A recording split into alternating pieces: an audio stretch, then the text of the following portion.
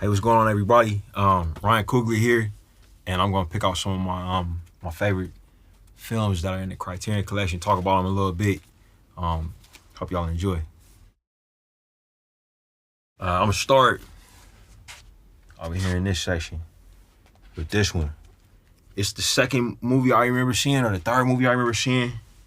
And my dad took me to see it. I was very young. I was probably about 6 years old. I saw it at the Grand Lake Theater in Oakland, California, projected on film. And this movie changed my life. In my opinion, Spike Lee has made two of the best film openings that I've ever seen. One of them is this one. The other one is Do the Right Thing with Rosie Perez. The way that so many people meet Malcolm X is through audio, through a recording of his speeches. You know, that was how I would first hear him as a kid, and he juxtaposes it with footage of the assault of Rodney King by members of the Los Angeles Police Department, and he juxtaposes that with an American flag that burns into the shape of an X. And somehow that's not the best part of the movie. You know, it's just an incredible movie with just loaded with talent and incredible performances. This film will live forever. So I'm gonna take this one home, and add it to my personal collection. This is Love Jones. It's a perfect movie. I'm a hopeless romantic, as you can see from some of these movies I'm gonna grab. The performances from Lorenz Tate and Nia Long in this movie are exceptional.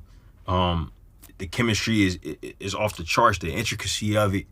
The film got an incredible dynamic range, like of scenes of a lot of talking and scenes of none. And shouts out to the city of Chicago, man. Which is gonna bring me to this other one. It's also set in Chicago. Where are you?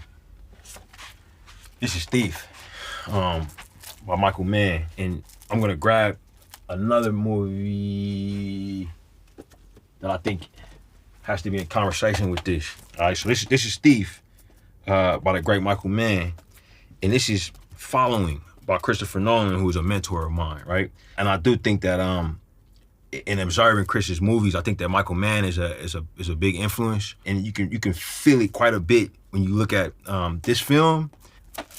If you haven't seen this movie, holy fucking shit, this movie.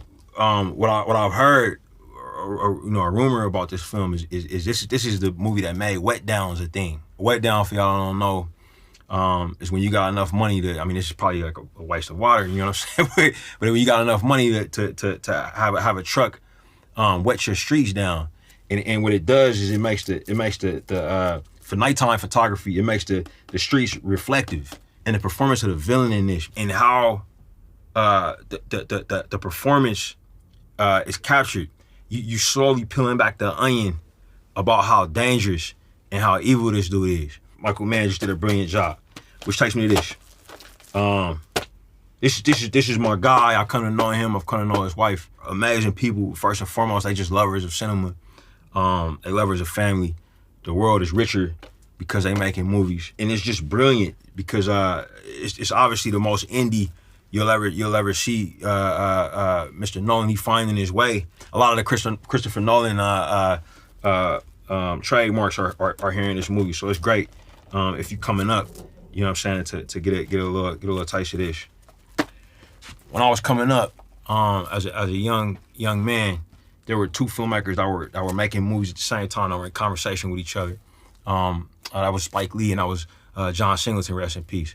Both of those filmmakers mean the world to me as an American filmmaker, as an African American filmmaker, and just you know, their movies taught me things. Some time ago, the same thing was happening in the country of Japan. You have Akira Kurosawa, and you have another gentleman named Yasujiro Ozu, that were epic filmmakers, making films at the same time, and making very different types of films. Right? Much has been said about this film. What I think he was the greatest at, in terms of the things I've learned from watching his films, is the art of blocking. The other thing he's great at is poetic fallacy, choosing when to use wind and rain. It's just insane. Ozu is a filmmaker who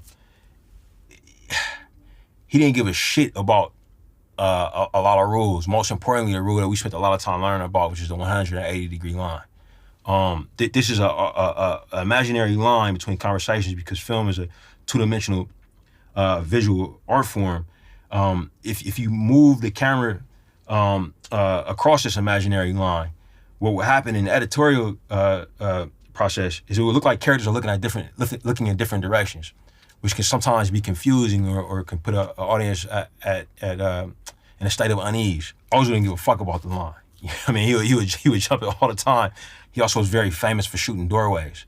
But what I'm gonna talk to you about with Ozu right now in this movie is his capacity for the most emotional endings you'll ever see in your life. Holding your hand through all the story, and making you fall in love with characters, and then just ripping your heart out at the end of the movie in a way that oftentimes leaves you sobbing, but also in a way that makes you question everything that you saw before. Late Spring is a great example of this. Late Spring was the first Ozu movie I ever saw.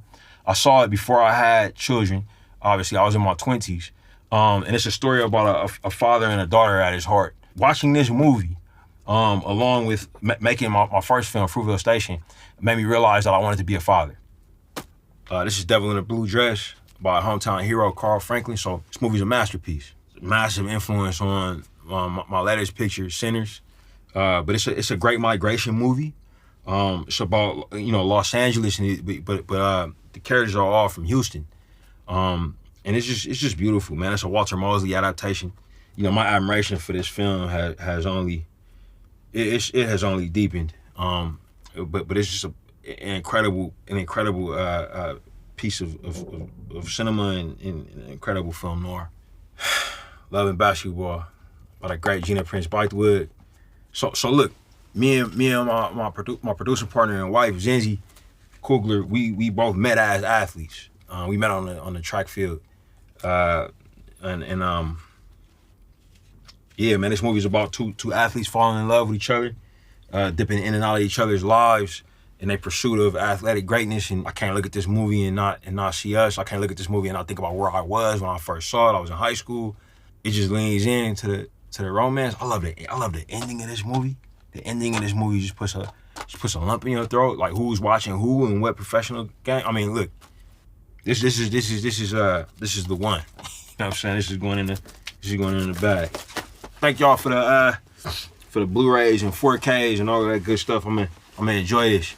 Y'all take care.